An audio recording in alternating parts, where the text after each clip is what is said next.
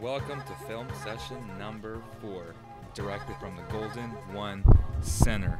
Kings Blazers was a hell of a game tonight, and I'm here to break down 4 specific plays that really stood out to me. Damian Lillard is a hell of a player. You know what time it is.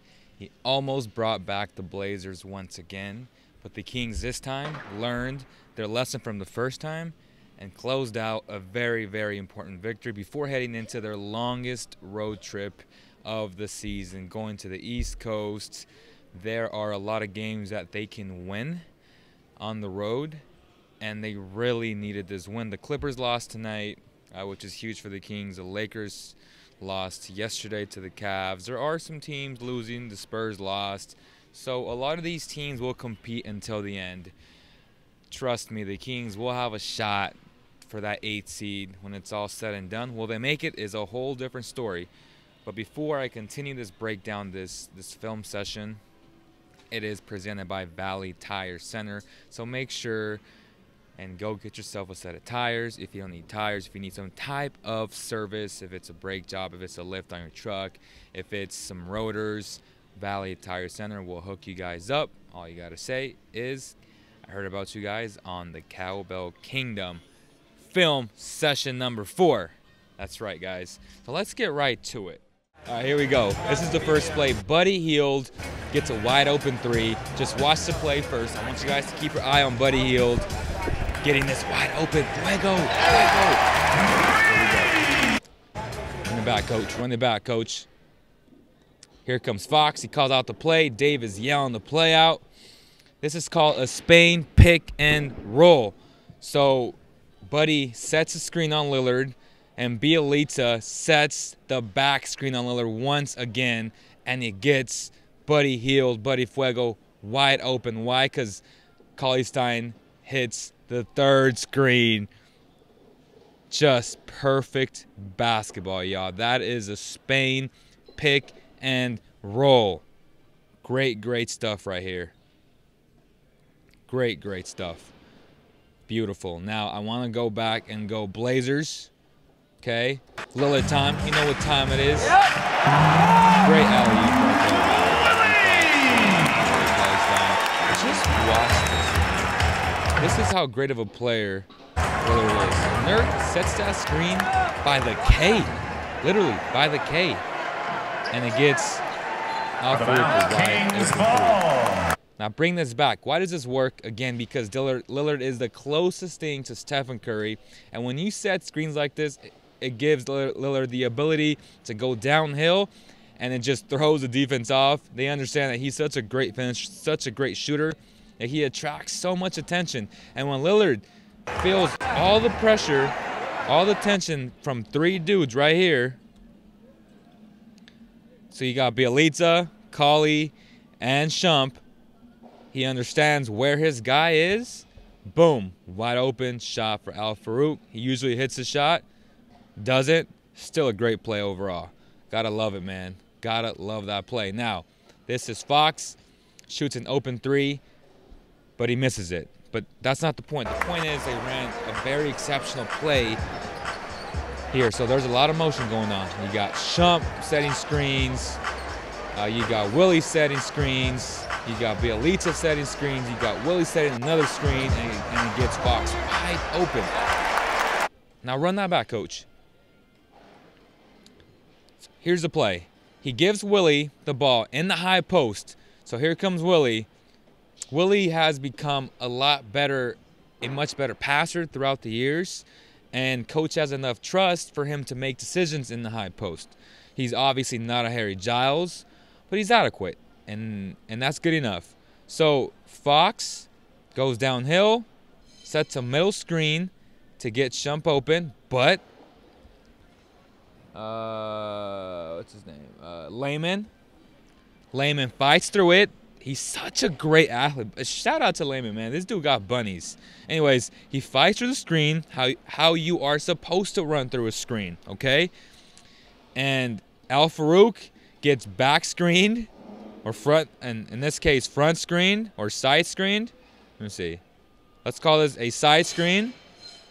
But Al-Farouq does his job, throws him out the way, plays tough, hard-nosed defense. Okay, right now the Blazers are in good position. What happens? Dame's lazy self. So Bielitsa comes. He sets that screen.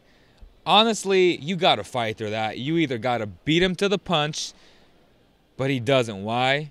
Because I have to call him out, and I love Dame. Dame's my favorite basketball player. Love his shoes, although I'll say this. I love his fives, Dame fives, but that like label, like that little thing they just stamped on there, hate it. You know what I mean? Like that little thing they put on there, like. But the shoe itself is nice, but that thing just killed it. Anyways. He's a much favorite player. And he literally just says, "Oh, switch, man!" Like he could have fought right here, easily, and he doesn't. Like he could have easily fought right there. He doesn't. What happens? Willie sets another screen, right? On Al-Farouq, and that, ladies and gentlemen, gets De'Aaron Fox a wide open three. This is enough room for every NBA player to get off a shot. That happens. Boom. He misses, but that's a great high percentage shot. De'Aaron Fox shoots 38% from beyond the arc. Gotta love that. Now, the last play, De'Aaron Fox gets a wide open floater. I'm gonna let you watch the play. So how did De'Aaron Fox get wide open? There's a lot of things, okay? That's the end result. Perfect. Run the back. So here he comes. Throws the ball to Shump. De'Aaron cuts through the middle. But look at Buddy. Shump gives the ball back to Willie. Buddy makes his play, in my opinion. I said that earlier. CJ McCollum turns his head a little bit. Enough for Buddy to create confusion between Nurk, between Al-Farouq, right? So Buddy's shot creates all of this mess. His ability to sprint. That is a Klay Thompson-ish sprint. Always moving, never in one spot. That creates some confusion. Al-Farouq's a little bit late, but he recovers as he usually does. Very good defender. That gets Billy to a shot or the ball with a live dribble. You have to play him tight because he's such a great shooter, right? If you go back a little bit, though, De'Aaron Fox is watching the whole play develop, and he knows that once Bielitsa gets that ball by the three-point line, he knows what to do. So does Willie Cauley-Stein. So he sets that screen. Again, not confusion, more of Lillard not communicating. What happens? He doesn't really fight, and that right there is so much room. He could have either shot this ball, a nice little mid-range shot, but you know what? He says, I'm so fast and I'm the fastest player in the NBA. I'm going to take this right to the cup for an easy, high percentage floater. That is De'Aaron Fox at his finest.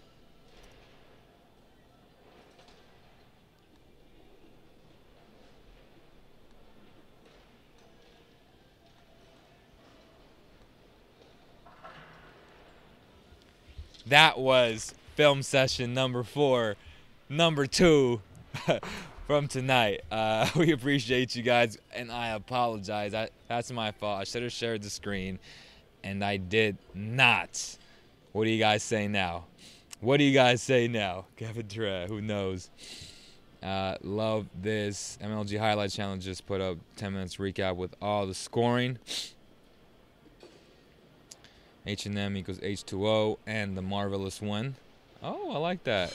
MVP tonight, follow up, second shot. Zao next boxing out. Things we haven't seen for a while. We did get out rebounded though. They were out rebounded. Do you know what the final stats were? So They were offensive. So the final rebounding total was 48 for the Kings, 49 for the Blazers. That's not bad. Offensive rebound. Okay. So offensive rebound 17 to 11. Not that big of a deal. Yeah, it is. In retrospect to what the Kings have allowed in the past 3 weeks, like that's a win for the Kings. Again, guys, we appreciate you guys watching this. When we gonna bring Ric Flair to home games, fire up the crowd, Cavs, other teams, we don't have it. Oh, okay. I think Ric Flair's from Ohio though.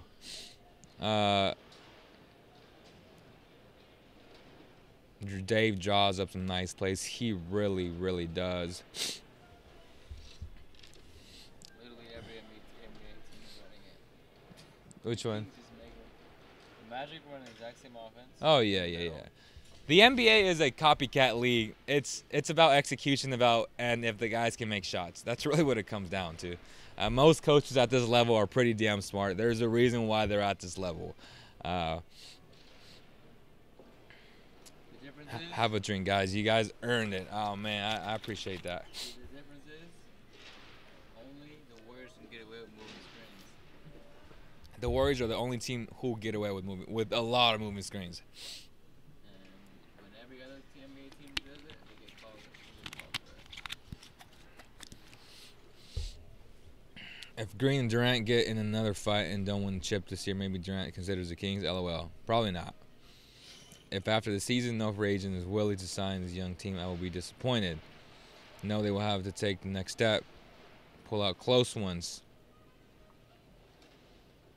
What is your take on Sam Amick's article? So we just posted a picture. I was right there with Jason Anderson when Jason Anderson literally went up to Vlade. He just asked him, and you guys can read the quote. So the quote was, I just told him about my plan. He said, the story says you told him to stop meddling and leaking stories. That's what Jason had asked him. And Vlade said, quote, yeah, that's my plan. So, long story short, according to this article, Vlade is upset that we don't know which minority owners, because there is quite an amount. They are leaking stories. I'm not sure, haven't read it yet, the article, but what I understand is that they are leaking stuff. Vlade's not happy about that. There are voices, in the all-powerful that may dictate or tell Vlade, hey, do this, or hey, do that, and Vlade doesn't like it, so he had to host a meeting to pretty much set him straight and pretty much said, let me do my job. So that's essentially what the article is about. Road trip coming. No, I don't even know Shaq. I don't even know how Shaq's involved. Like, bro has full-time job on TNT, so I don't think he even has time to say, "Oh, play Marvin Bagley," or I don't see it. Like, the story just doesn't make sense to me. You know what I mean? Like, the Kings are having success. Why the story comes out today makes no sense to me. It just makes no sense to me.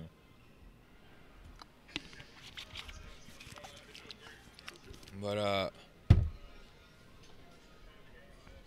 stories are up, man. How far do you think the Kings will fare on this road trip? And you think they can gain any ground in 8th spot? They should be able to. They should. What do you think about Gordon Hayward? Love him. But yeah, let's get these likes up, guys. I'm gonna end it right now. I'll talk about free agent stuff on a podcast. I'll probably host one tomorrow. Have a guest. We haven't done one in 2019. It's the 14th of the month. I apologize. We have been doing a lot of post-game shows, though. It seems like every game or every other game. And we'll be doing a lot more of this in the upcoming weeks. We appreciate your support. Make sure to dislike this video, like this video, whatever it is. Drop a comment after this live is gone to show more engagement so YouTube can push this video out a lot more. Appreciate you guys. And again, we apologize for the first part of this video. We'll probably, I don't know if we'll cut it or not. But yeah, I think we will cut it. think we will cut it, right? Yeah. We'll probably cut it. Again, thank you guys so much, and I'll see you guys on the next one.